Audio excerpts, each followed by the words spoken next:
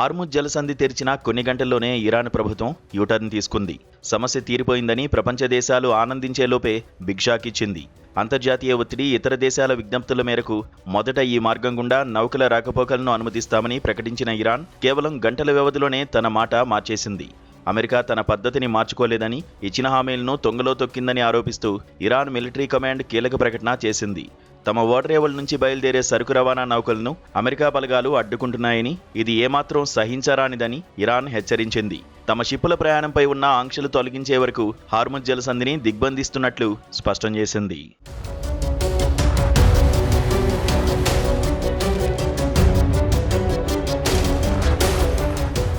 Iran, America మధ్య ఎప్పటినుంచో నడుస్తున్న ఈ ఆధిపత్య పోరు ఇప్పుడు ముదిరి పాకాన పడింది.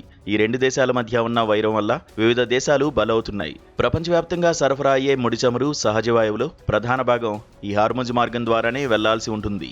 యుద్ధ వాతావరణం నెలకొన్న నేపథ్యంలో ఈ మార్గాన్ని మూసివేయడం వల్ల అంతర్జాతీయ మార్కెట్లో చమురు ధరలు ఆకాశాన్ని తాకే ప్రమాదం ఉంది. ఇరాన్ తన పట్టు బిగించడంతో అటు అమెరికా, ఇటు ఇతర ఐరోపా దేశాలు ఈ చిక్కుముడిని ఎలా విప్పుతాయో అన్నది ఇప్పుడు పెద్ద ప్రశ్నగా మారింది. ఈ తాజా పరిణామాలతో భారత్ వంటి దిగుమతి దేశాల్లో తీవ్ర ఆందోళన మొదలైంది.